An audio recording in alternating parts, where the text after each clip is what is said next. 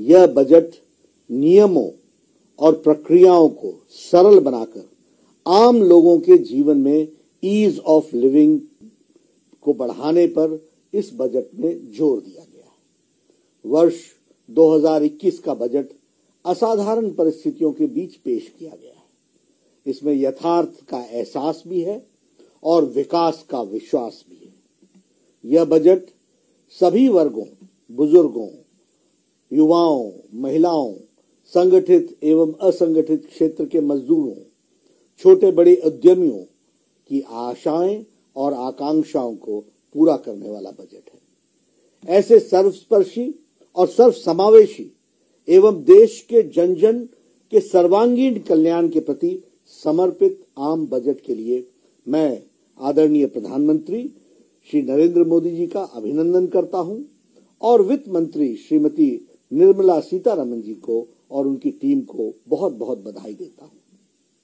Health and wellbeing, financial capital, inclusive growth, human capital, innovation and R&D, minimum interventions इस budget के स्तंभ हैं जो भारत के हर क्षेत्र के विकास पर आधारित है। इंफ्रास्ट्रक्चर डेवलपमेंट पर विशेष फोकस किया गया है। स्वास्थ्य क्षेत्र में सुधारों को आगे बढ़ाया गया है। इंश्योरेंस सेक्टर में FDI की नीति में बदलाव किया गया है। MSME सेक्टर को मजबूती प्रदान की गई है। 7 मेगा टेक्सटाइल पार्क की स्थापना की जाएगी जो परिवर्तन लाएगा।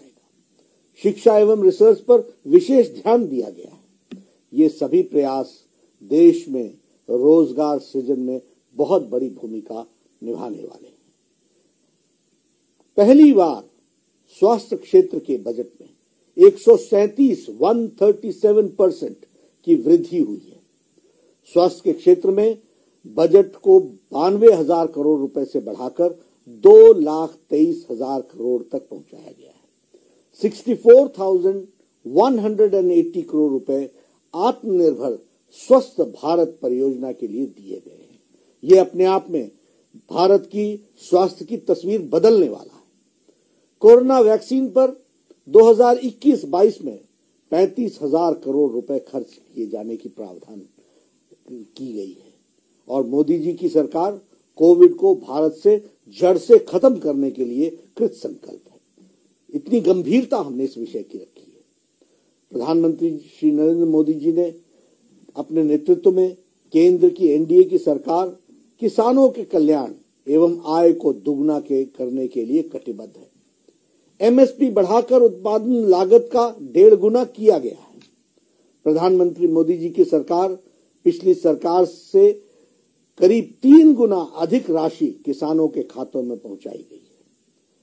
हमारे सीनियर सिटीजन्स जो 75 साल और उससे ज्यादा उम्र के सीनियर सिटीजन्स को IT रिटर्न से राहत देने और पेंशन से आय की इनकम टैक्स की छूट दी जा रही है। सभी के लिए घर हमारे लिए प्रायोरिटी का विषय है। होम लोन पर ब्याज में 1.5 लाख रुपए की कटौती के प्रावधान को 31 मार्च 2022 तक बढ़ाया गया है। अगर 1938 में चले आ रहे इंश्योरेंस एक्ट में बदलाव एक सकारात्मक कदम है जो बहुत दिनों से चर्चा में था लेकिन किया नहीं गया था।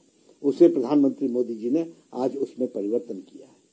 सरकारी बैंकों में 20,000 करोड़ रुपए का निवेश बैंकिंग सेक्टर को मजबूती प्रदान करेगा।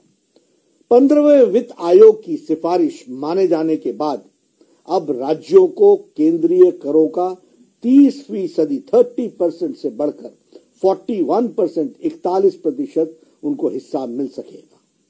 कैपिटल एक्सपेंडिचर के लिए हमारे 5.54 लाख करोड़ रुपए खर्च किए जाएंगे और उसका प्रावधान किया गया है जो कि पिछले बजट से 30% अधिक है, 30% अधिक है। इसके अतिरिक्त राज्यों और स्वतंत्र बॉन्डेज यानी बॉन्ड्स भरने का भी उनको 2 लाख करोड़ रुपए दिए जाएंगे। हमारे स्वच्छ जल के लिए देश भर में अगले 5 वर्षों में 2.87 लाख करोड़ रुपए का प्रावधान किया गया है। शिक्षा में 100 से ज्यादा सैनिक स्कूलों को हाई एजुकेशन काउंसिल का गठन करके उनकी विकास की बात सोची जा रही है।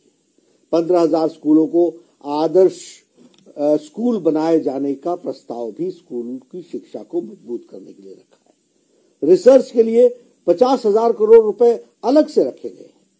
आदिवासी इलाकों में लगभग 38,000 करोड़ रुपए की लागत से 750 एकलव्य स्कूल खोले जाने का भी प्रावधान है।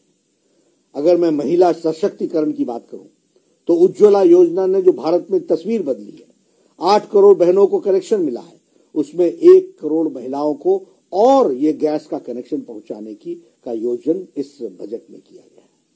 जम्मू कश्मीर में भी गैस पाइपलाइन योजना की शुरुआत की जा रही है।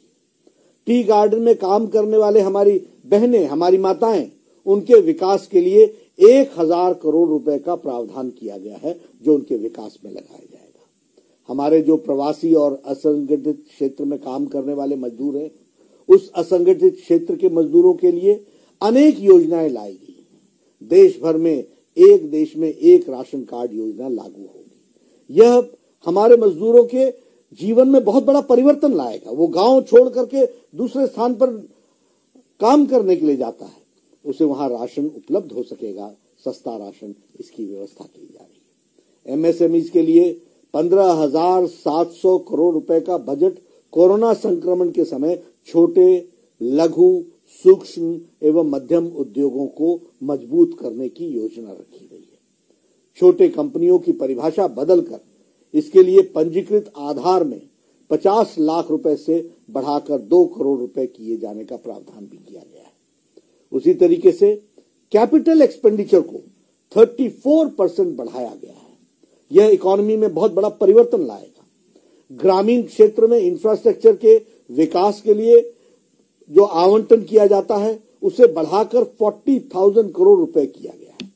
रेलवे के लिए 1.10 लाख करोड़ रुपए, सड़क परिवहन मंत्रालय के 1,18,000 करोड़ रुपए अतिरिक्त प्रावधान किए गए हैं। बिजली से जुड़े इंफ्रास्ट्रक्चर को मजबूत करने के लिए 3 लाख करोड़ रुपए की अधिक लागत से स्कीम को लॉन्च किया जा रहा है। ये बताता है कि सबका साथ, सबका विकास और सबका विश्वास के मंत्र से प्रेरित होकर बजट ये हमारा 2021-22 का आया है। यह गरीबी, किसानों, हमारे जो मध्यम वर्ग के लोग हैं उनको मजबूती प्रदान करने के लिए और राज्य के कोषीय घाटे को काफी हद तक सीमा में रखने वाला, देश के आर्थिक गति को तेज करने वाला बजट है। मैं पुनः इस ऐतिहासिक बजट के लिए आदरणीय प्रधानमंत्री जी को और निर्मला जी, हमारी वित्त मंत्री, उनकी टीम को बहुत बहुत बधाई देता हूं, अभिनंदन करता हूं और मैं ये महसूस करता हूं कि यह बजट देश को जो संक्रमण काल से निकल रहा है उसको एक नया इम्पेटस देगा, एक नई ताकत देगा, एक नए ऊर्जा के साथ आर्थिक जगत को आगे बढ़ाएगा और संपूर्ण विकास के लिए, होलिस्टिक डेवलपमेंट में ये अपना योगदान करेगा। मैं इन्हीं शब्दों के साथ इस बात को आपको बधाई भी देता हूं और यह आगे परिवर्तन लाएगा, ऐसा मैं कहता हूं। धन्यवाद।